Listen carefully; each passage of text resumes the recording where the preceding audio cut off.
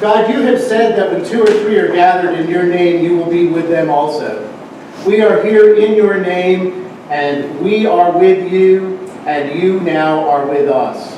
We are grateful you've been with us through this discernment process so far, the CAT process, and now as we give the folks who have given us information, we give it back to them. Bless all of our hearts, keep us open, keep us ready, and keep us prepared, and keep us patient. In your name we pray, amen. Amen. Okay, today we have 11 slides for you that highlight what goes on, and I am starting out by being Russ Ryan today. Russ was to be with us, but he celebrated his 50th birthday this weekend, so we want to wish him a happy birthday. So, the first point we have this is the cat is out of the bag. And here you go with some of the stuff we've heard from you that is very important for us to move ahead in our discernment process. Next slide, please. Our discernment committee is Ann Blackwell, myself, Bruce Wright, Jim Hunter, Mary Catherine Washo, Russ Ryan, and Kelly Vidunas. You've seen us throughout this beginning process, whether you've watched things online, streamed, or been here in church. We've all offered different kinds of perspectives to you. Next slide. So, what is the point of the CAT? Russ says this. On January 31st, a letter was sent out to each parishioner inviting us to participate in the next critical step in All Saints discernment search process for our next rector by completing a survey. With guidance from our diocese, we partnered with Holy Cow Consulting to help along this process. They have worked with over 2,500 congregations across the country in various ways, but most importantly, pastoral transition. The survey, the Congregational Assessment Tool, or CAT, provided key indicators of our congregational health, along with areas of challenge and potential growth. The data collected allowed us to understand the range of views that exist at All Saints Episcopal Church and the possibilities, willingness, capacity, and energy for moving our ministry into the future as we call our next rector. The participation was phenomenal. The CAT was sent to 325 folks, and 215 parishioners completed the survey with honesty and openness about All Saints. That is a 66 completion rate. This is excellent. With our average Sunday attendance of 130 over the last 2 years, 215 completed surveys represent 165% of our average Sunday attendance. 165% of our average 2-year attendance.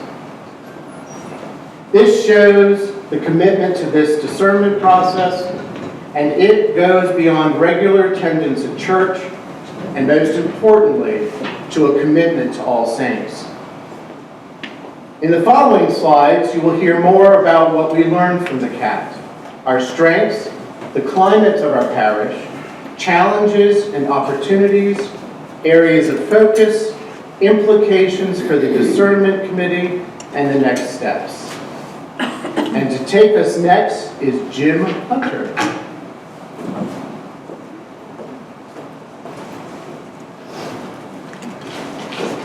Good morning. Good morning.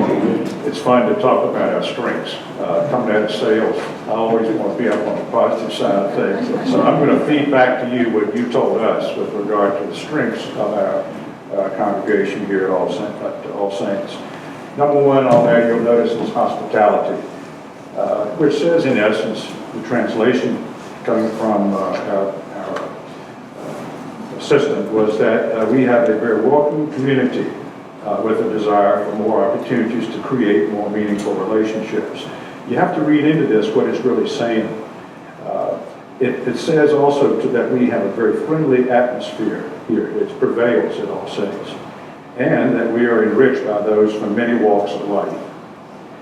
Governance, number two on that list, is the perception of leadership you shared with us is positive, which will help our congregation move forward in healing and reconciliation. The spiritual vitality segment right there was interesting because you shared once again with us that you believe that their faith is essential to their lives and strongly affirms their connection with God in their daily lives. Pretty healthy. We are a theologically diverse congregation with spiritual vitality and theological diversity drives the growth of our church. The readiness for ministry segment. This was very interesting, especially what the young people were sharing. The congregation feels very positive regarding all aspects of the ministry, such as identifying their call and opportunities to serve. Our congregation, especially our younger members, have expressed a keen interest how to and ready to take on leadership, in learning how to take on leadership and lay ministry roles. Encouraging and supporting people to step into new roles drives the growth of this church. The fifth one down, engagement in education. Across the board, everybody really wants more Christian ed. Provide more opportunities to expand Christian ed and spiritual formation for all ages and all stages of life. Interests were really expressed, once again, by the younger members to provide education and formation for discerning their spiritual journey. The last, which is by far, in my opinion, the best, is our worship and music. Worship was identified as a driver of satisfaction, meaning that it is an important aspect of our communal well-being, and that music is outstanding in quality in many offerings. And statistically, Dan shared a few things with you. 85% of you agreed or strongly agreed that music is a main strength at all saints. And I think you would echo that. It's been that way for many, many years.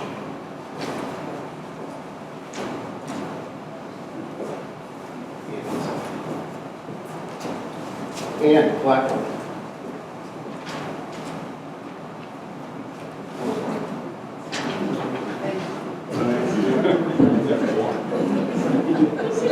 Church climate can be assessed in two ways. One is by measuring member satisfaction, and the other is by measuring member energy. Choices in the survey looked for our sense of satisfaction by measuring our well-being, peace, and lack of discord. We also responded to questions that gave insight into our energy by focusing on our engagement with the church. Compared to other similar congregations, our levels of both satisfaction and energy returned as low. The term "on the fence" was used to describe these results. Some activities at church give us some satisfaction, some do not. Likewise, some things energize us, some things do not.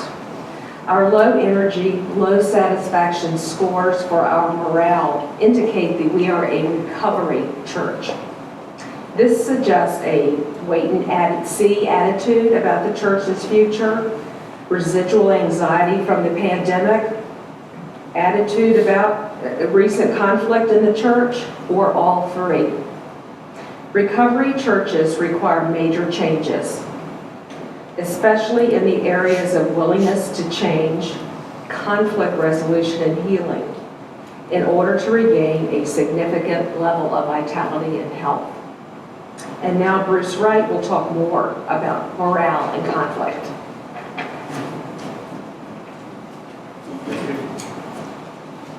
Still look right.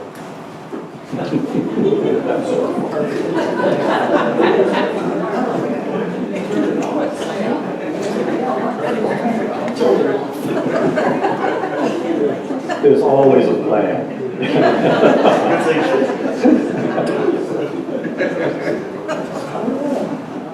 Recovery Church.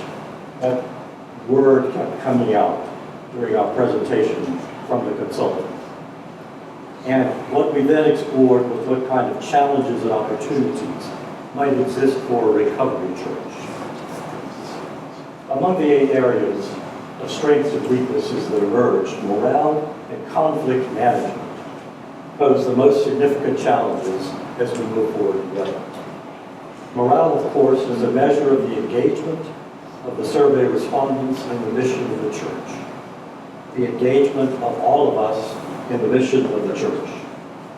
As mentioned earlier, many respondents to the survey are on the fence or taking a wait-and-see attitude. To some extent, wait and see is kind of natural when you're in a transition period. Other factors, however, may include the pandemic, uncertainty about what it's going to be like to be here together after the pandemic, some questions and concerns about how we've managed ourselves and behaved during the pandemic. Of course, there are other factors. There are issues and concerns related to recent clergy and how we staff our ministries, particularly our youth programs.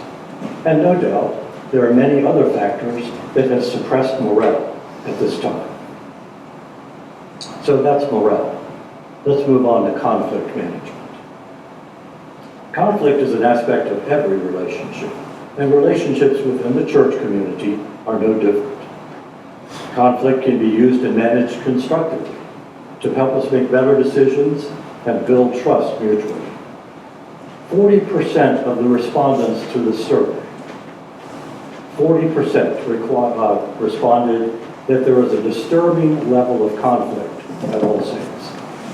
And I must say this surprised the Discernment Committee, so it's a good thing we had this survey to help point this out, 40%. Of course, what that also says is 60% of the respondents did not feel it. Okay? So, 40% feel there's a significant level of conflict, 60% thought there was little or no conflict, or were simply unaware of the conflict. And I think particularly among the younger, the newer to us, those who haven't been around for years, this sense of conflict may simply be at a lower level. For the 40%, simply hoping that our areas of conflict will fade over time is what the consultant calls a dead-end approach, or an ostrich approach. It won't work. Unabated conflict can become a long-term behavioral style. I think we all recognize that in our own lives. It certainly happens in communities. It is impossible, it makes it impossible for us to achieve individual and collective well-being, and it certainly doesn't make for a welcoming and long-term successful environment into which to call a new rector. Causes of conflict here will need to be explored and resolved and dealt with. Healing and reconciliation are needed. This work is already being planned, and you'll hear more about that shortly, and will likely continue well into our next rector's tenure. It's important for us to note that one of the next major products of the Discernment Committee will be the development of a portfolio. It used to be called a parish profile. You who have been through several searches may remember these 30-page profiles. Well, we're going to develop a portfolio, the new term, later in this process. In that portfolio, we will need to be very honest with potential candidates about who we are, including the fact that we have learned this about ourselves and how we are beginning our road to recovery, how we are trying to deal with the fact that we have low morale and higher levels of conflict than we would like to have moving forward. It's important that we do that because we don't want to surprise a rector, and we certainly don't want to disappoint a rector who comes here thinking that all is well in the kingdom, okay? And that everything is peaches and cream on their way. It is not. So we've got some work to do. We will do it together. You'll be hearing more about that among the next few speakers. And being honest about this will not only learn more about ourselves, but will also inform the rector, and it will help us also understand the qualities we'll be looking. We'll be looking for candidates who possess skills and the mindset to help us continue to move this process forward. Not begin it, continue it. And to that point, I'll turn it over to the next speaker, Mary Catherine.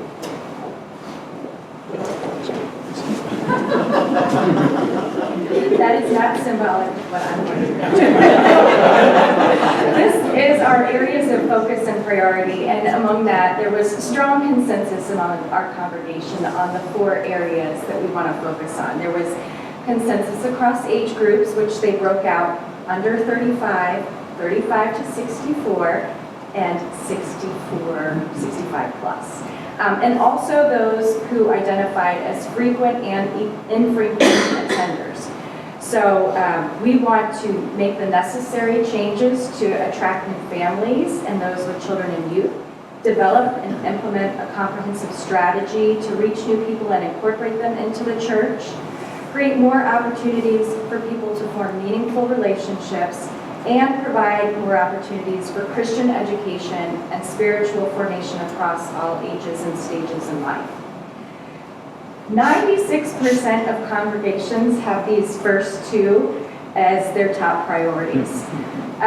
So that means in order to really achieve them, we need to be open to adapting to the needs of the people we want to bring in. And this is going to be critical to the growth and vitality of our congregation. Churches that are growing are more flexible and adaptive, while those who are settled are not. So this is going to be important for us to learn to be more flexible and adaptive. These priorities, like I said, were consistent across all age groups. They were also supplemented with some more externally focused priorities, including strengthening the process by which members are called and equipped for ministry and leadership, expanding outreach ministries that provide direct service to those living on the margins of society, and developing ministries that work toward healing those broken by life circumstances.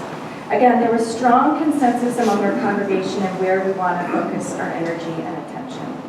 And next, I'm going to turn it over to Kelly Vidunas.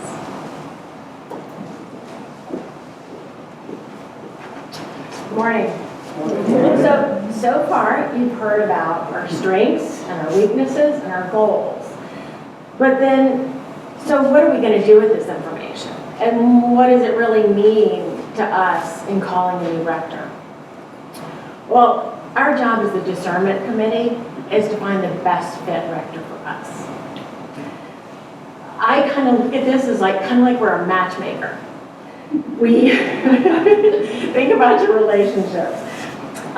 We need to think about who is going to come, who is going to understand us and take us where we want to go. So the first things, we needed to know that first piece of the puzzle, who are we? And that's why we looked at this CAT survey.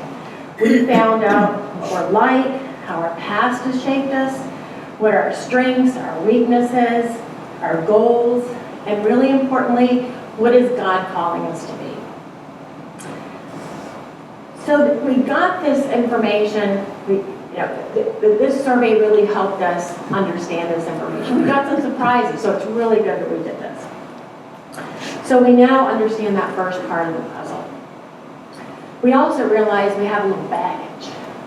Some baggage maybe we don't want to carry into our next relationship that we need to take care of. So that was really helpful to know.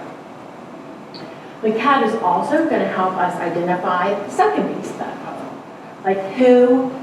Who do we need to call? What are their skills and their strengths that we need to take us where we want to go? So as we told you earlier, that All Saints was identified as a recovery church. And again, that means that we're stuck in a pattern of familiar behavior. We need to recover our sense of identity and mission. And we require major changes. That's our baggage. We need to do a little work.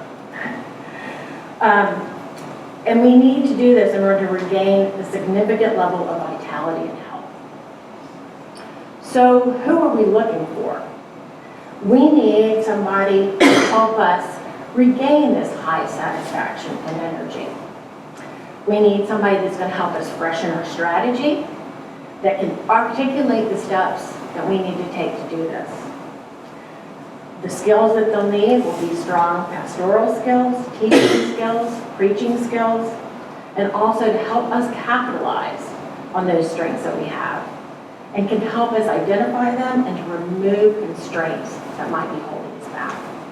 And that way, we can really grow into our mission. So now I'm going to turn it over to Dan. He's going to tell you about the next steps we'll be taking. Well, first, I believe we learn in a number of different ways. We hear, we see, we read, and I have demonstrations. So this is where we are now. It kind of looks like a funeral shroud. It could be if we choose to do nothing. Actually, not, it could be, it will be. If we choose to do nothing, this is what will happen. Our light will go out, and will be another big building on River Road with no occupants. That's a terrible shame. So, I told you all last week, and this is where I want to start to disrobe my lamp, because there's a whole lot of hope coming out of this cat. There's a whole lot of direction. Sorry for those of you who are going to get blinded. There's a whole lot of information that lets us shine our light really bright on River Road.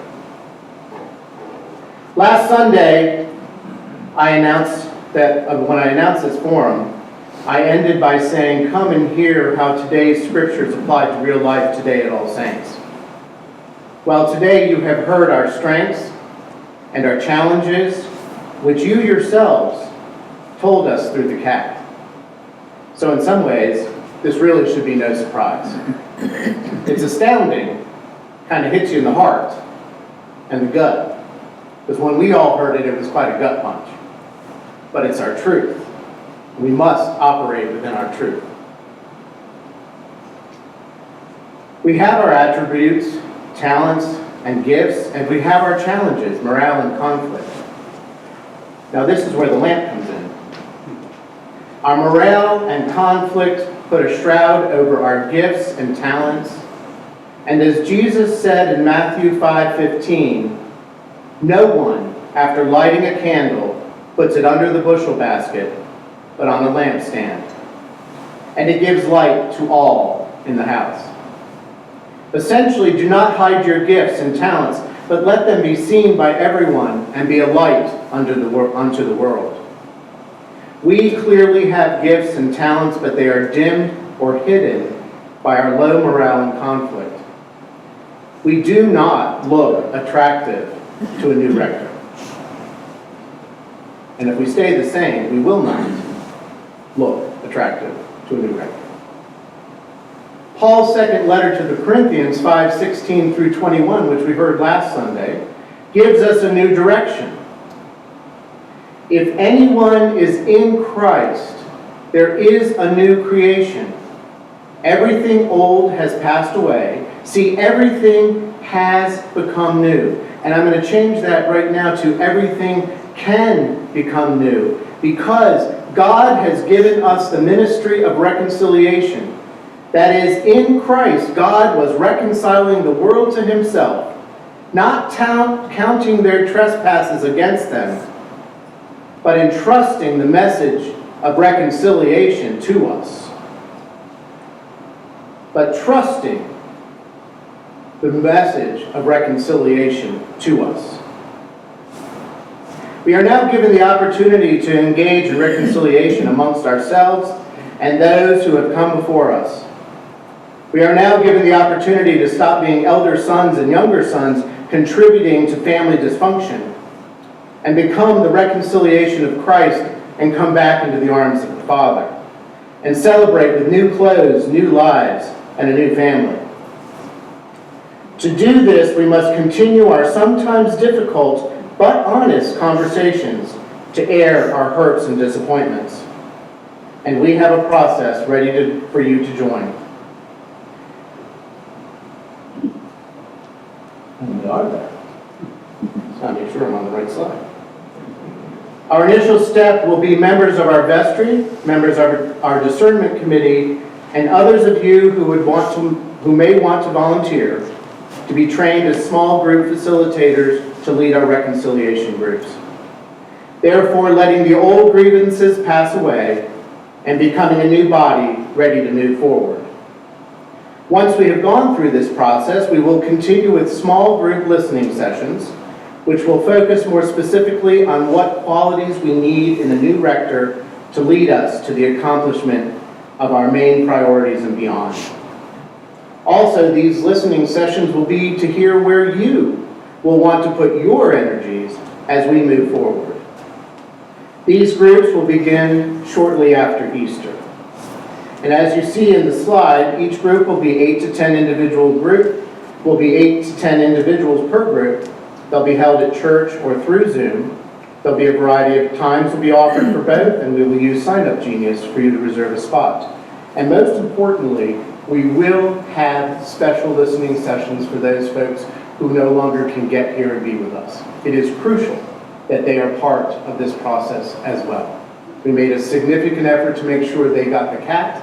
We made sure that their information was inputted into the overall information, and we will continue to make sure that those folks who have brought us here are included in where we go forward.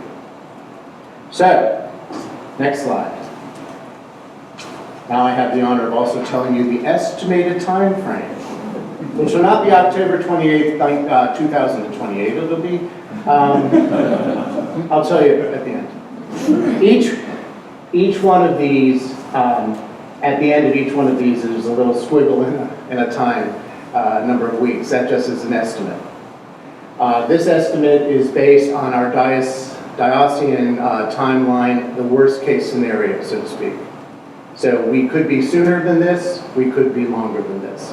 It will totally depend on how things move ahead as we take each one of these steps in order. So we will start off with our small group reconciliation and listening sessions. We will write our parish portfolio. We will show the portfolio to the vestry for approval. We will then submit the portfolio to the transition minister for review and posting. Now, what's important about posting, the portfolio is posted to the Office of Transition Ministry database, which is through the presiding bishop's office and can be viewed by priests in discernment throughout the world. This is really critical. Our person in the world is out there, and that's who we're praying for, and that's why we're creating a portfolio that is going to be bluntly honest, with blunt direction, and the blunt kind of stuff we want to see with the next person. Our person can come from anywhere in the world, and that's what's really nice about this, because this portfolio will go throughout the world, and there is a person out there who wants to be here, and we know that. We've been told that numerous times. While that's going on, we will work on our interview and format and questions. Where are we now? Okay. And we will review materials, and we will meet with our transition minister from our diocese. We will then begin to interview candidates, and that's important because that will take about 8 weeks, and there's at least 4 sets of interviews. There will be at least 4 sets of interviews. We will send the finalized list of interview questions. Well, we will also, before we start interviewing, we will make sure that the transition minister sees our list of interview questions. We'll schedule those interviews, and when we get down to our finalists, we will then initiate the really intense background check on these people. And at the same time, the bishop will be informed throughout this, and the transition minister stays abreast of what's going on, because, you know, some people who might be applying may have a red flag someplace in another diocese in another place. And so bishops talk and they share information. So as the bishop and the transition minister knows and hears how we're moving along, then they will be able to tell us, even in the early on, yes, no, maybe. So that's really important for you to know that we are going to have this backdrop of people checking out, the people we're checking out even before they become finalists. That's important for you guys to know. Now, candidate confirmation can take about 10 weeks because it's got to go through a number of different steps. It has to go to the transition minister. So after we've kind of make our final decision, the candidate, meaning the discernment committee, the candidate's information has to go to the transition minister, which takes about 2 weeks. Bishop has to confirm it. The final confirmation has to go to the vestry.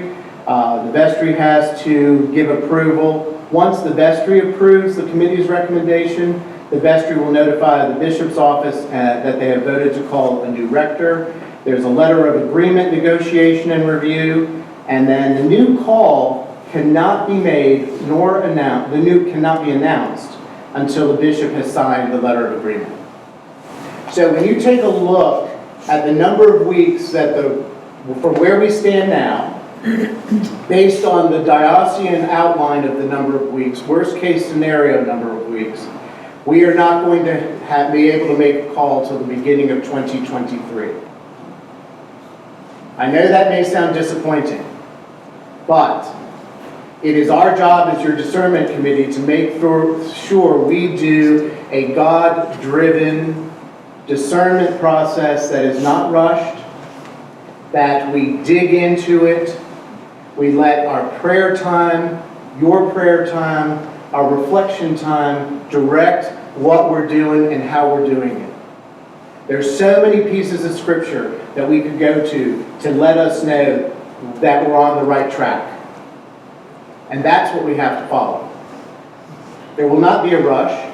There will not be, let's grab this person because they happen to sound good this time.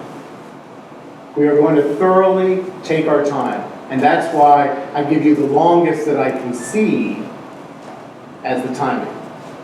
Because I don't want you to think, oh, well, Thanksgiving we're going to have somebody new, or maybe by the end of the summer we'll have somebody new, or maybe by the beginning of the summer we'll have somebody new. We got a long road.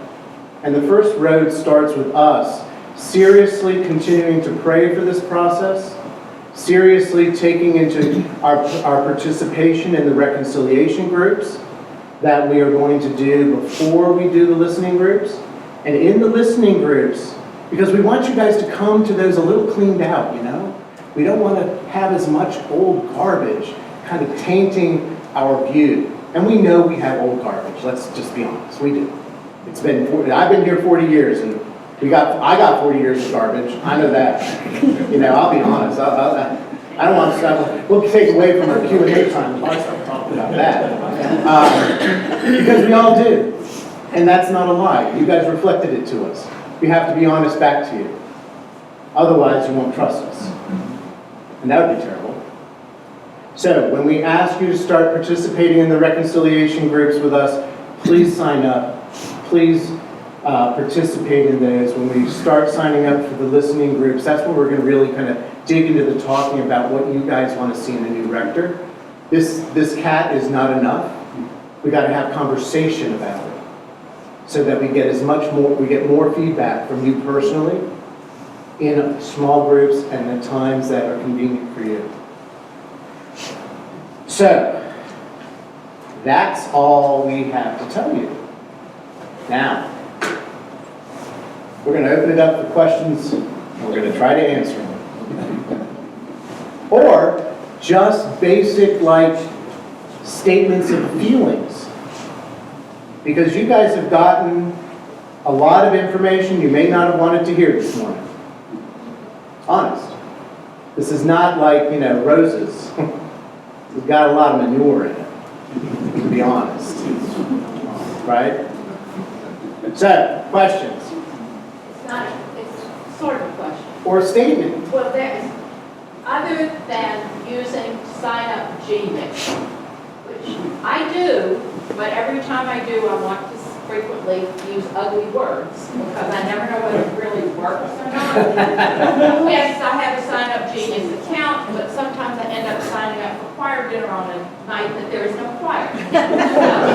Other than Sign Up Genius, will there be a way for those of us who panic or don't use the internet to sign up for reconciliation or those small group thingies? We're putting it on paper right now for you. Yes. I mean, I'll use Sign Up Genius, Yeah. but I know there are people that, and I don't always like it. No, I mean, I think what's important about that, and I appreciate that comment, because we do try to make sure we can get information out to every single person, and we can't always, and we don't know if someone doesn't, well, they don't know we're doing something. So yesterday, by chance, Jim Smith called me, if you guys remember Jim Smith. Yes. Well, he called me just because, and we were just chit-chatting, and I said, well, you know, we've got this forum going on about the cat, and I know you did yours, but Jerry couldn't do hers, and so he said, well, I didn't know. And I go, well, that is a problem with people who don't do internet. And if they don't get to come to church, because they haven't been here for a long time because of the pandemic. So we recognize that. So we will do our very, very best to make sure people know how to get into these. And that's why I've said there will be special ones for the retirement communities where people live, because, you know, it's a whole lot easier for us to go to them than for them to get here. And they don't do Zoom, and they don't do this, and they don't do that. So we're really thinking very hard on that. Yeah, Mary? So, I walk with two other parishioners twice a week, and both of them had the same thought about this cat survey that I had. Mhm. They asked, well, how often do you go to church? Well, I answered that for the pandemic time. Mhm. And so, even, I haven't come as frequently. Right. Either in person or, frankly, via Zoom. Mhm. But I think that, I don't think, we just didn't think it would work well. Mhm. That, I just think that maybe this low energy thing had to do with the pandemic. Mhm. The survey didn't look like that. Well, you know, I appreciate that comment because others have said that. And I think that we and the Holy Cow people take that into account when they do their structure. I think that their science behind it has taken some of that into account.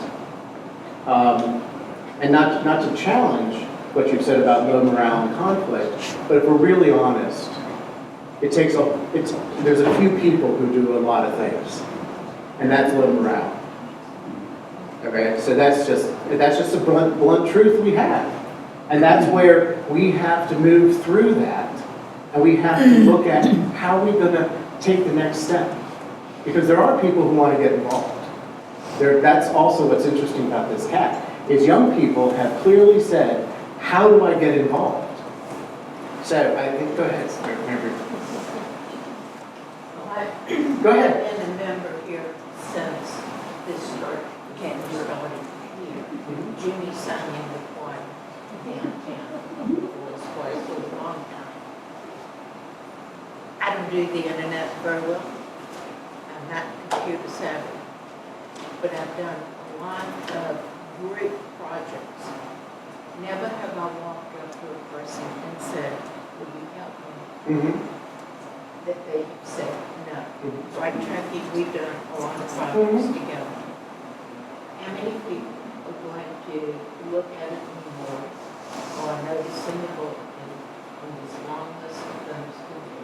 Mm-hmm. Okay, email this in response to this person.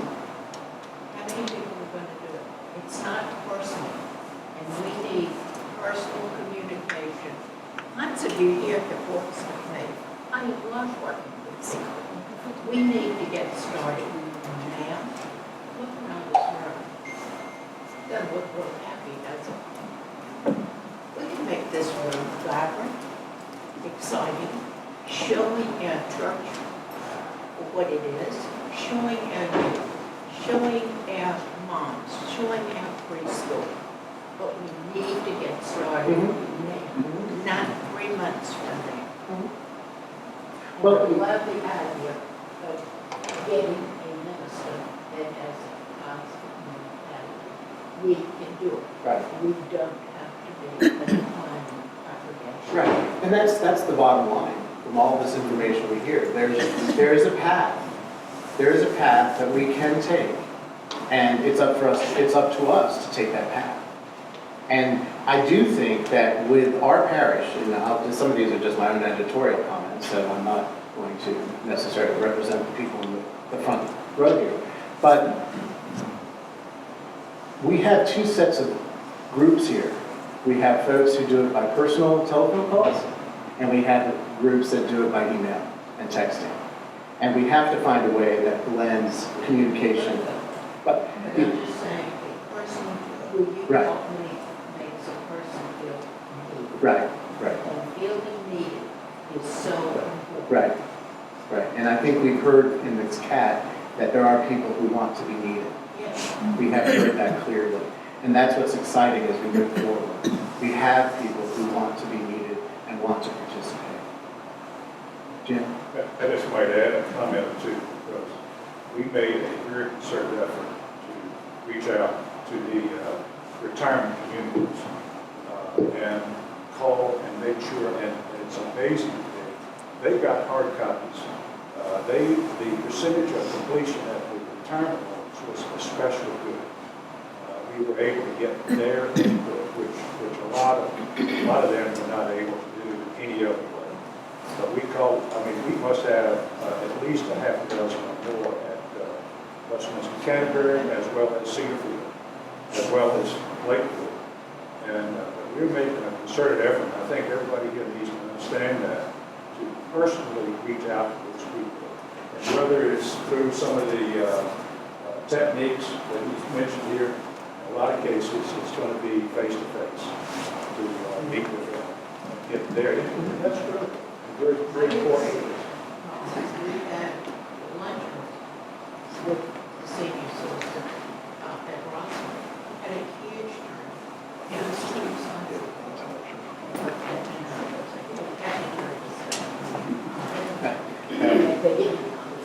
I got you. So some of this information, like what Miriam and you, Mary Bruce, are sharing, are more pieces of information that we'll get and gather through the listening groups that we have. Because this is real, down-to-earth, step-by-step things that we can say, this is what we're willing to do, this is how we're willing to do it. Other questions then about any of the information we shared with you today about the CAT? Yes? Dan, you've got the beginning of 2023 up there. How much time is going to be added to that with the new bishop coming in at the end of this year? 0, according to Penny. she gave you the answer. 0. Okay. Right, Penny? Okay. 0. Because we too have asked that question, and I was trying to figure out what the answer was. Because you gave it to us. But yes, we have already asked that question. Yep. Other questions about the CAT? Our information that we've shared with you today. Joe? So, Dan, you provided summary information, but it's got me curious as to some of the more specific, unfiltered comments that led the CAT to conclude the things that it concluded. Is there any intent to share that in some way, respecting the privacy of all the respondents, but to get a little bit more specific about what led to the conclusions that are being. Thank you for asking that question, because we actually will print copies and we will keep them in the office. And I think what I'm going to ask you to do, and other people may have different opinions, but what I'm going to ask you to do is that you read those here, or if you take it home, read it in the privacy of your home. We don't want anyone to see this information uninterpreted. That will really create whisper down the alley. It will really create information that is just not what this really says. Because we do want that, and Holy Cow has been very specific to us to do that. Because you guys, you do need to see what, there are, I don't know, Kelly, how many answers to, like, the 3 questions that we gave, would you say we had? Well, we got 200, did we get 215 answers? I think they were close to 100 Okay. on each of those free responses. So we had like free responses in some of those questions where you would just kind of answer, you were asked to just answer.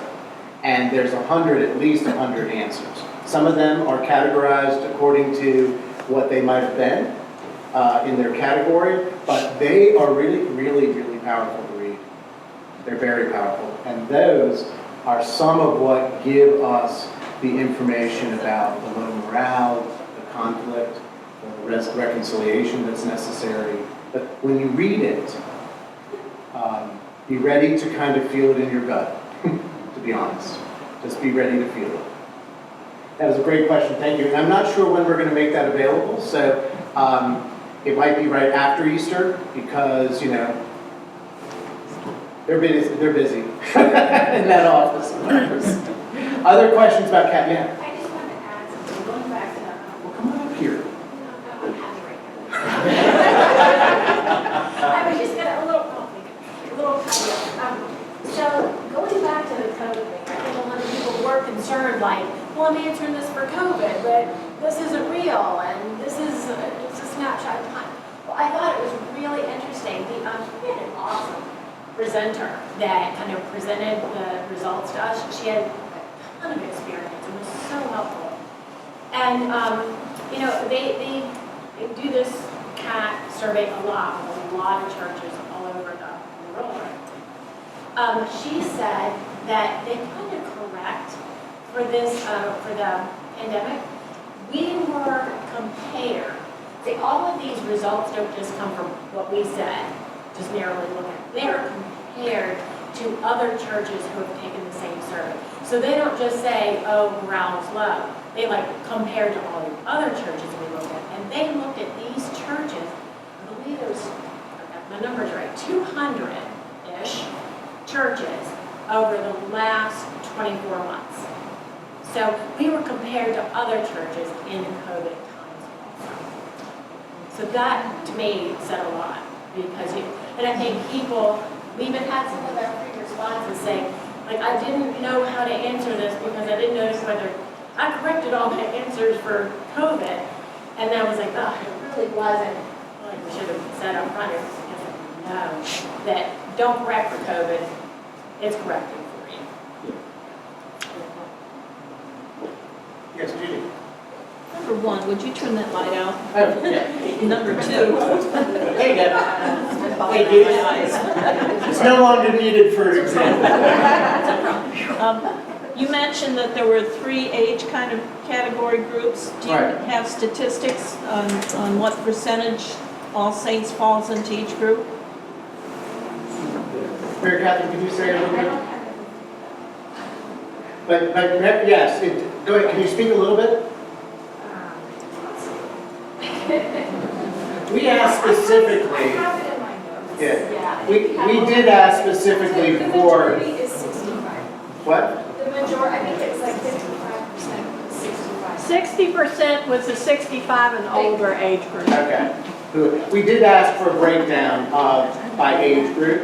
We wanted to, but what was interesting to go, so yes, so we did have a majority over 60 that did complete this. Even I'm go ahead. more concerned about the younger group. How many are we getting in younger people? I don't remember what that was. I don't know that. We can find, that will be actually in the printed one when it comes out. All that, but what I want to, I'm going to switch to a positive on it though. That in all age groups, no matter which age group it was, the top priorities that you saw, that was the top priorities for every age group. And I think that says a lot about the people who committed to filling out this CAT, that they all wanted those top things. Any other questions for today about the CAT? I just want to say thank you. You're You all welcome. have done I'm coming back. a diligent job of assembling all of this and presenting it to us. Thank you. Because we really need to take this now and digest it and realize that we can't sit here and say, oh, that's not me. that is us. We need to, as you say, let go of that baggage, because if we don't, we're not going to be able to complete this in the way we would like to see the outcome occur. So as we go into these meetings, and I hope everyone will participate, look up first the word reconciliation. Okay, know that definition and what it means as a process. Because only then will we bare our true souls to God to bring the right person to us. And we have to be the ambassadors to spread that news throughout. Have everybody come on board with this. Right. And I appreciate this committee's willingness to be open and honest as to where we've been, where we are now, and what we'd like to do. Right. And if we can get everyone on board, then we will be successful. Yes. We've got a lot of work to do. We do. Lucy? Where do we get the names for people to interview? Well, we will send out, when we finish our portfolio, which will say everything about All Saints. Just imagine what a portfolio is supposed to. It includes everything about us.